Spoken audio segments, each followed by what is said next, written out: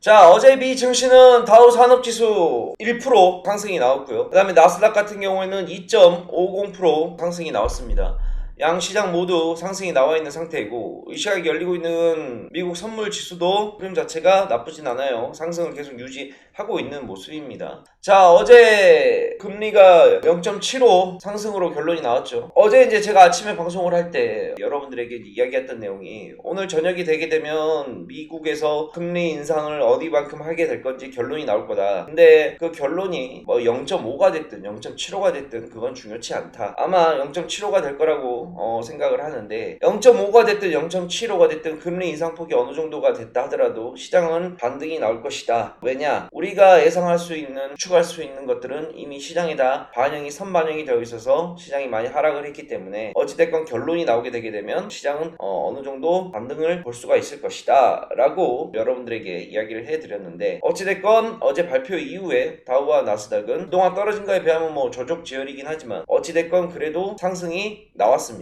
자, 6월달은 0.75로 금리 인상을 정했고, 다음 달 7월달에도 또 어떻게 금리 인상이 또 나올지 모르겠어요. 금리 인상이 지금 물가 인플레이션 자체가, 물가 상승률 자체가 미국도 그렇고 우리나라도 그렇고 뭐 비단 두 나라뿐이겠습니까? 전 세계의 모든 인플레이션이 발생을 하고 있는 상황이다 보니 정부에서 만질 수 있는 가장 첫 번째 카드는 역시 금리 인상이 될 수밖에 없어요. 자, 그런데 지금 우리가 흔히 말하는 거인의 발걸음이라는 자이언트 스텝 0.75로 갖다 찍어 내렸잖아요. 한간에는 어떤 말까지 있냐, 0.75가 아니라 1.00까지 올려야 된다라는 말도 있어요. 금리 인상이 제가 봤을 때는 7월달에 1.00도 단행을 할 수 있을 거라고 생각을 하고 있습니다. 자, 그러면 시장에서는 어느 정도 금리 인상이라는 걸 기본 베이스로 가져가는 거고, 금리 인상을 과연 어디만큼 할 것이냐 라는 게 초점에 맞춰져 있단 말이에요. 근데 0.75를 이번에 올렸는데 다음 달 7월 달에는 1.00까지도 제가 봤을 때는 충분히 올릴 수 있는 가능성이 여전히 열려 있습니다. 물가 자체를 잡기 위해서 가장 먼저 할 수 있는 게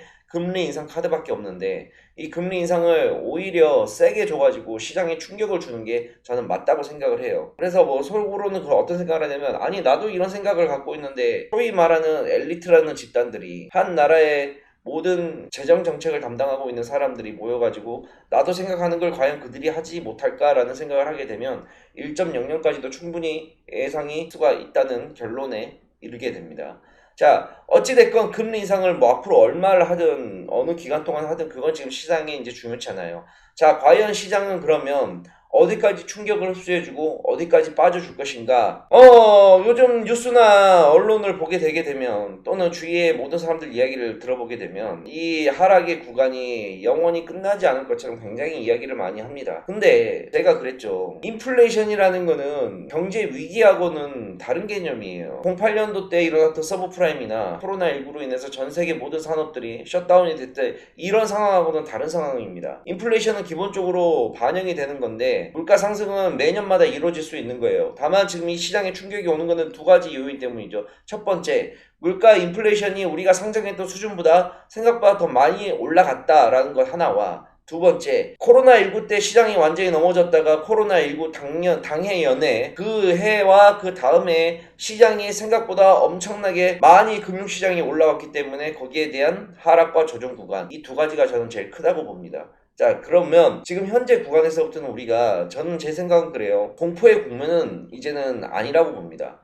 공포와 급락은 없어요, 제가 봤을 때. 여러분들이 생각하는 지금이라도 주식을 다 팔고 현금화 시켜서 튀어야 되는 거 아니냐. 우리나라 코스닥 지금 코스피 지수가 2465인데 2100까지 빠지는 거 아니냐. 또는 코스닥이 800선을 어저께 깼는데 코스닥이 700까지 무너지는 거 아니냐 라는 등등 굉장히 부정적인 이야기 많이 나오는데, 저는 그건 아니라고 봅니다. 그건 아니라고 봐요. 자, 시장은 충분히 조정과 하락을 받아놓은 상태이고, 지금부터는 우리가 이제 종목을 조금씩 사 나가야 되는, 다시 한번 우리가 좋은 종목들을 싸게 살 수 있는 좋은 결과가 나오는 시점으로 들어가지 않았나라고 생각을 하고 있어요. 자, 어제 금리 인상 발표를 이제 바탕으로 어느 정도 시장은 충격을 다 흡수를 했다고 보고, 이제부터는 자리를 잡아주는 제 2차 구간에 들어가는 거라고 저는 생각이 듭니다. 자, 코스피와 코스닥을 한번 봐볼게요. 자, 코스피 월봉 차트인데 지금 작년 6월 달에 고점 찍고 나서 지금 거의 1년을 하락이 나왔죠. 지금 주가 지수가 재작년 2020년 11월경이고, 그 다음에 본다 그러면 뭐냐면 2018년경이에요. 고점 대비해서 지금 26%가 빠져 있는 상태입니다. 그리고 이평선 구간으로 본다 그런다면 60일 이평선을 구간으로 있는데,